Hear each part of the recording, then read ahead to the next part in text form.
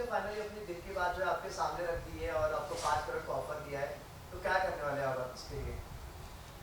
अभी तो फ़िलहाल मैं बाघा वही डायलेमा में है कि 5 करोड़ लेने या बावरी को एक्सेप्ट करना। तो जैसे आप आगे एपिसोड्स देखेंगे आपको पता चलेगा कि बाघा क्या करने वाला है, और या वो बालम का ऑफ़र एक्सेप्ट करेगा और बावरी को छोड़ देगा, या बावरी को 5 करोड़ का ऑफ़र ठुकरा के बावरी को अपनी लाइफ में वापस ले आएगा। बाबूजी जी, बागा जी के पास पैसे थोड़े कम है, लेकिन वही पे सामने जो बंदा है वो आपका स्कूल का पुराना बचपन का प्यार, एक तरीके से मतलब उनको आपसे प्यार है। वैसे में आप क्या चुन रहे हो, पैसा या प्यार? अच्छा, मैं देखो, आपको एक बात बता दूं, बावरी को भी पता ही नहीं है कि बालम अभी हाँ, तक ये पता है बाघा मुझे से पर। मिला है या। बट अगर प्यार या पैसा इसमें जवाब देना है तो बावरी तो हमेशा प्यार को ही चुनेगी, क्योंकि जैसे इतने टाइम से आप देखते आ रहे हैं बागा और बावरी का प्यार कितना प्योर है, कितना इनोसेंट है। सो बावरी के लिए आई डोंट थिंक पैसा इतना मैटर करता है, बट प्यार डेफिनेटली बावरी के लिए सबसे ज़्यादा मैटर करता है। सर, शो को 17 साल पूरे हो चुके हैं, 18वां साल चल रहा है। आप दोनों की लव स्टोरी जो है लोगों को बहुत पसंद आ रही है। वैसे में आप दोनों की शादी कब होगी और बागा भाई आप घर कब खरीद रहे हो बाबूजी जी से शादी करने के लिए?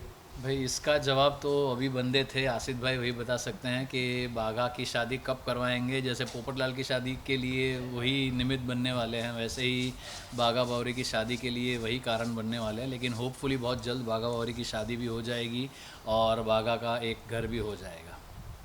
Coming back to this shoot, क्या कहना है बाबी? आपके लिए सरप्राइज है आज, जेठा जी भी नहीं है, और बालाजी ने सरप्राइज प्लान किया है। हाँ, मेरे लिए तो ये सरप्राइज ही था, और सरप्राइजिंगली जेठा जी भी शॉप में नहीं है, तो ऐसा बहुत कम मौका मिलता है कि बागा बावरी को शॉप में आके एक दूसरे से बातें करनी मिले, क्योंकि हमेशा एक टेंशन रहता है कि सेठ जी आ जाएंगे, मुझे चिल्लाएंगे, इन्हें चिल्लाएंगे। पर आज नहीं थे और उन्होंने इतना अच्छा मेरे लिए सेटअप किया था, बलून्स, बुके, केक, गिफ्ट। सो मैं तो बहुत खुश हूँ। बट अगर हम इमेजिन करें कि अगर जेठा जी की एंट्री होती है, what will be the reaction? Jetha ji की एंट्री होती है तो वही कि मुझे भी डांट पड़ती, इन्हें भी डांट पड़ती नहीं, और शायद ये सेठ जी सब। की एंट्री होती तो ये हो सकता कि सब रहता, ये दो नहीं रहते। ये दो शायद दुकान के ये बाहर होते, बलून बाकी सब तो सब फूट यहीं गए रहते होते और सब। बलून फूट गए होते सब। बागा जी बागा जी, जैसे कि आज आपने सरप्राइज दिया है बाबू मैम को, तो उसी तरह आप भी ऐसा कुछ सरप्राइज एक्सपेक्ट करते हैं कभी? हाँ, करता हूँ, देखते हैं अब ये क्या करती हैं बावरी बाघा के लिए। बाघा ने तो इतनी जहमत उठा के ये सब किया है, लेकिन लुकिंग फॉरवर्ड कि कभी ना कभी वो दिन आएगा जब बाघा को भी ऐसी वंडरफुल और लवली सरप्राइज मिलेगी।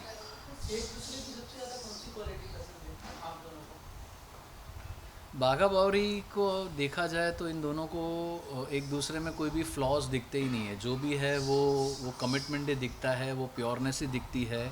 और जैसे बावरी गलती से मिस्टेक करती है तो बाघा बहुत प्यार से उस मिस्टेक को सुधार भी लेता है। तो ये ऐसी कोई चीज़ नहीं है जो एक दूसरे की ना पसंद हो। जब सच्चा प्यार होता है और एक दूसरे के साथ दिल से कनेक्टेड होते हैं, तो आई थिंक हमें ये लाइफ में भी सीखना चाहिए कि फ़्लॉज़ हर एक इंसान में होता है, लेकिन इस फ्लॉज़ को साइड में रख के लाइफ को हैप्पीली पॉजिटिवली आगे बढ़ाना चाहिए। बाबा और बाबरी अब तक साथ में है, इतने सालों की उनकी लव स्टोरी है, एक लॉन्ग लव स्टोरी है। आज की जनरेशन में 1 महीने भी कमिटेड रहना बहुत मुश्किल होता है। तो what's the secret behind this healthy relationship जो इतने सालों से बाबा और बाबरी कैरी कर रहे हैं? ये बावरी जी बताएंगी। The secret I feel is कि जैसे आपने अभी कहा कि आजकल के जनरेशन में इट्स डिफ़िकल्ट कि रिलेशनशिप्स बहुत दूर मतलब लंबे समय तक रहे, क्योंकि उनमें एक तो ट्रस्ट की कमी है, लॉयल्टी की कहीं ना कहीं आती है। बहुत जल्दी इंसान अपने ईगो पे ले लेता है, गुस्सा हो जाता है छोटी छोटी बातों पे। जैसे अभी इन्होंने कहा कि बावरी इतनी गलतियाँ करती है, हर नाम नाम में गलती करती है, कुछ भी फटाक से बोल देती है बिना सोचे। बट कभी भी बागा बावरी पे गुस्सा नहीं हुआ है, उन्होंने हर चीज़ को समझ के लिया है, बावरी की हर कमी को उन्होंने समझ के लेने की कोशिश की है। तो ऐसे ही अगर नई जनरेशन भी एक दूसरे को समझे और गलतियों को माफ़ करती रहे, मतलब छोटी छोटी गलतियाँ कोई बड़ी गलती नहीं, पर अगर ऐसे समझ के लिए एक दूसरे को, तो आई थिंक ये रिलेशन उनका काफ़ी लंबे समय तक चल सकता है। और मेरा ये मानना है relationship has to be more of emotion than being practical. आज का जो जनरेशन है वो काफ़ी प्रैक्टिकल है, तो अगर एक महीने में बात नहीं बनती तो इजीली मूव ऑन कर जाते हैं। Where is emotion, love is something where you need to get emotionally connected first, committed first. So मेरा ये मानना है कि जहाँ जितने इमोशनल बॉन्डिंग होगा एक दूसरे के साथ तो ये ब्रेकअप्स एंड मूव ऑन वाला जो सिस्टम है वो शायद धीरे धीरे जा सकता है, लेकिन उसके लिए इंसान को बेसिकली उसके जीन्स में इमोशंस होना बहुत ज़रूरी है। प्यार की बातें चली रही है तो पर्सनली तो आपका फेवरेट बाघा और बावली ही पैर होगा, लेकिन अपार्ट दैट क्योंकि काफी प्यारे प्यारे पैर थे शो में, which is your personal favourite? Obviously Daya Jetha. If I go to talk about my personal favorite, it has been Bhide and Madhvi. बावली जी आपसे जानना चाहिए कि सेठ जी जो है वहाँ पे दमन चले गए हैं, धानु गए, वहीं पे जो है आपने उनसे वादा लिया है कि आप दुकान में पैर नहीं रखने वाली है। एपिसोड अभी एकदम करीब आ चुका है अभी उस मोमेंट पे, तो क्या बावली ये वादा पूरा करने वाली है या क्या कुछ हो सकता है? सब बावरी एक बार वादा तोड़ भी सकती थी अगर सिर्फ जेठालाल से बस वादा किया होता, बट अगर आपने एपिसोड देखा है बावरी ने बाघा की कसम खाई है जी। कि वो कभी जब तक वो नहीं आते तब तक दुकान में कदम नहीं रखेगी, तो बावरी बाघा की कसम तो तोड़ नहीं सकती कुछ भी हो जाए, तो बावरी तो दुकान में कदम नहीं रखेगी जब तक वो नहीं आते। जैसा कि आप लोगों ने बताया कि आपका फेवरेट पैर जो है ये माधवी और आपके पैर जो है, तो उनकी अगर कोई मतलब क्वालिटीज अगर आपको जो बेस्ट लगती है वो बताना चाहें आप? Obviously the chemistry between them, the on-screen chemistry between Daya and Jetha or Bhide and Madhvi, you don't see them as an artist. It is so natural that कुछ genuinely एक हस्बैंड वाइफ के बीच में चल रहा है और किसी ने चुपचाप आके शूट करके टेलीकास्ट कर दिया, इतना नेचुरल होता है। तो ये बहुत कम एक्टर्स में ये केमिस्ट्री देखी जाती है, तो बस मुझे तो वही पसंद है कि दे आर सो नेचुरल कि ऐसे लगता ही नहीं कि दोनों परफॉर्म कर रहे हैं, कुछ चल रहा है घर में और या प्लीज़। तारक मेहता के इतने सालों के सफर में इस ट्रैक को कितना स्पेशल मानते हो आप?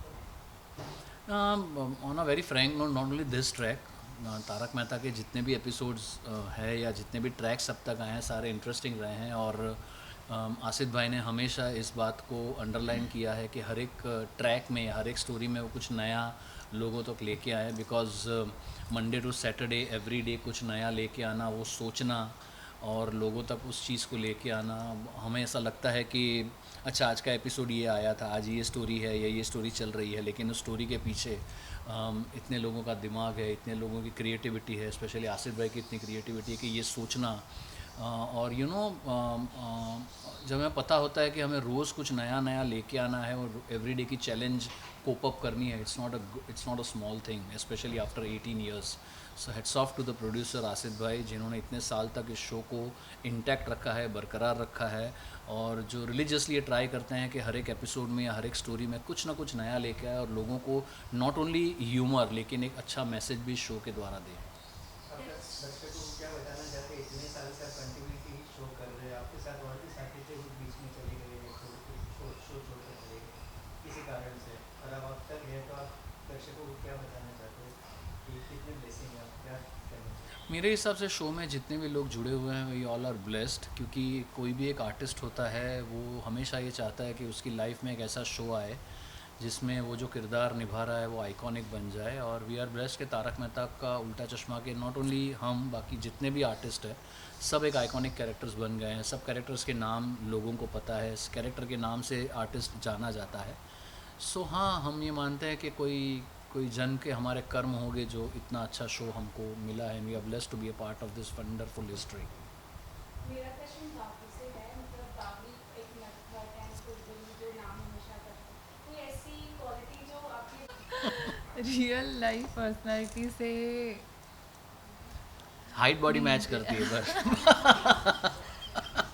ट्रेड्स एक भी नहीं। Actually and, you from know, the मतलब जो आउटफिट वो पहनती है, उसका जो बिहेवियर है, वो सब मेरे से कम्प्लीटली अपोजिट है, क्योंकि मैं इतने कलरफुल आउटफिट्स भी नहीं पहनती, मतलब वहाँ से स्टार्ट होती है बात।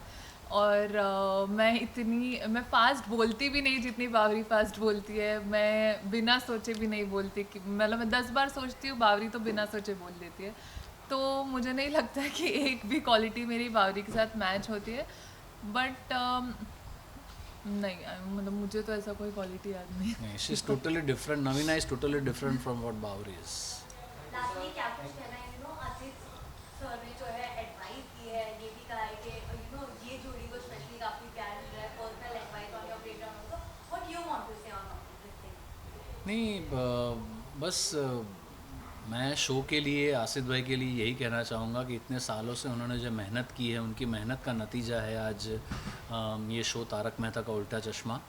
और दिन रात सोचते हैं वो हर एक किरदार को लेके, हर एक स्क्रिप्ट को लेके, हर एक सीन को लेके। तो ये उनकी मेहनत है, हम तो एक ज़रिया है आप तक पहुंचने का।